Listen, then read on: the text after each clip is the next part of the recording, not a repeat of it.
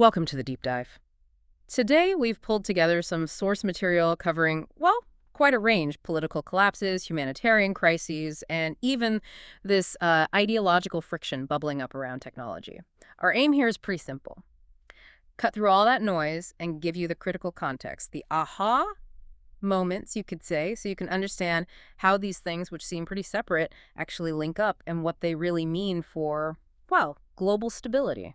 It's certainly an intense picture we're looking at. We're shifting from, the struggles over global governance, think the plastics treaty, right down to immediate and very visceral crises like what we saw in the Caribbean and Rio.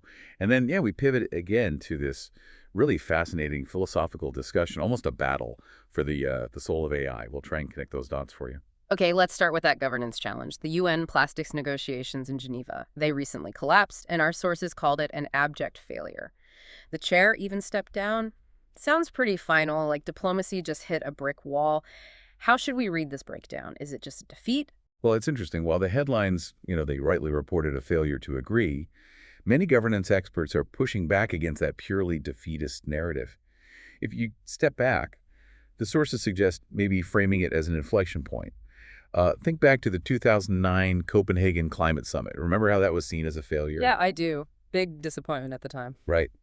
But it arguably created the pressure, the groundwork, that eventually led to the Paris Agreement 6 years later.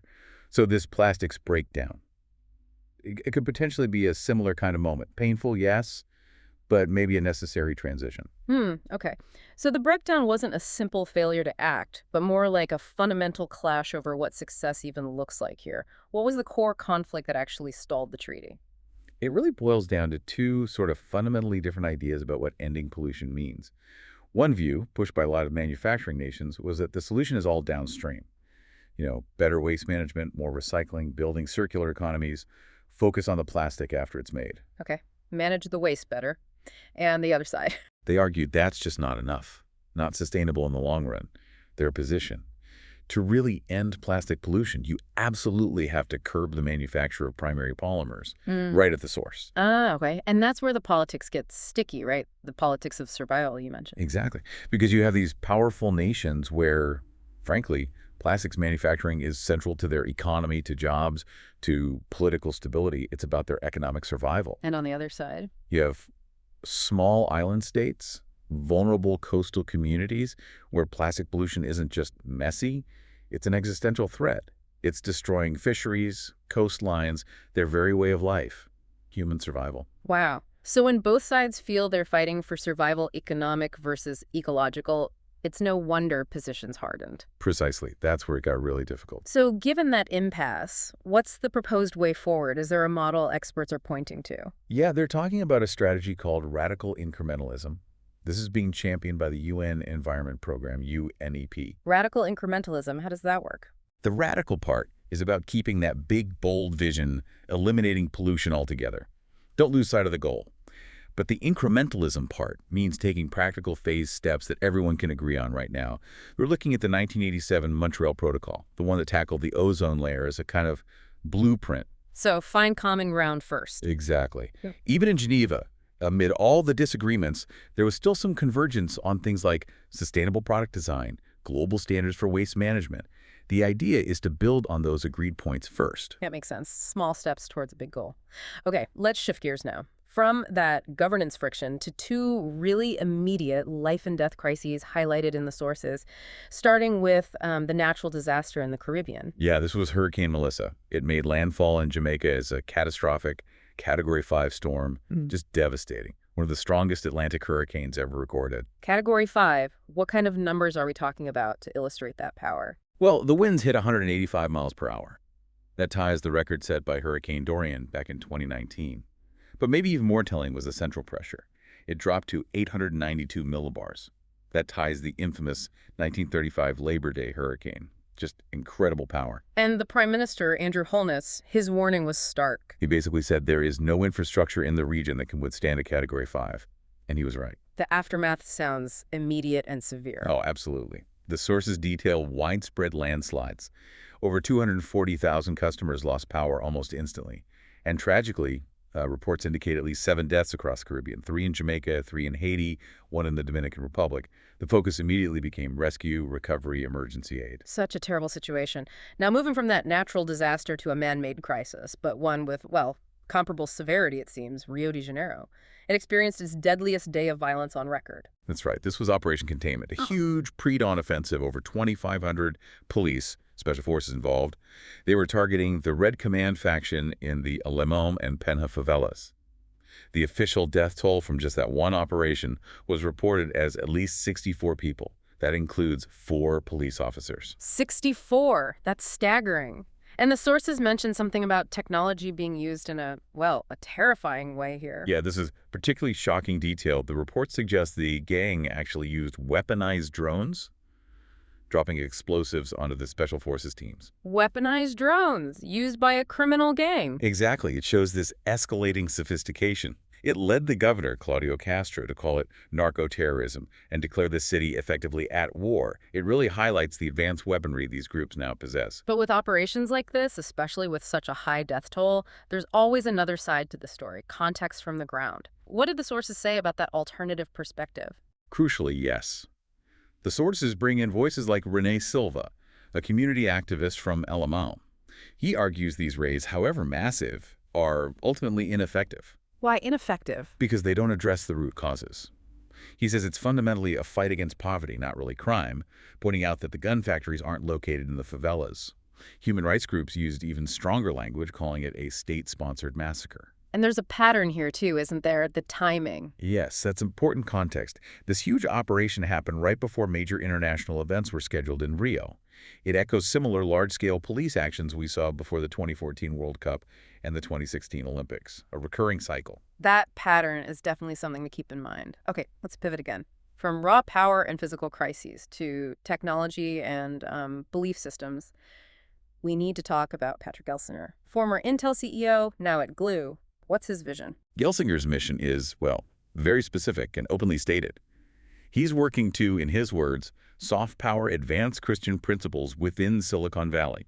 He's even said his life mission involves using technology to hasten the coming of Christ's return. Hasten the return. That's quite a statement. It is. And he sees AI not just as another tech development, but as another Gutenberg moment. He's comparing it to the Reformation, a massive epoch-shifting event. So Glue is building tech for the faith ecosystem, as they call it. What exactly are their products doing, especially with AI? Think of Glue almost like a sales force, but specifically for churches and faith-based organizations. They provide various tools, and a key part is customized large language models, LLMs. These are designed to help automate pastoral work. And crucially, Glue says they tailor these AIs to reflect the specific theological beliefs of the user. Tailoring AI to theology? That sounds complex. They aim to serve Lutherans, Catholics, even groups like AA. That's the goal, yes, to be broadly applicable within that faith ecosystem. And one scholar, Damian Williams, sees this as part of a bigger trend. Yeah, he observed that Silicon Valley seems to be shifting towards a very loud, very visible, and very specifically Christian-inflected technological culture. But embedding theology into AI, the technical hurdles must be enormous and potentially controversial. Absolutely. There's definite friction.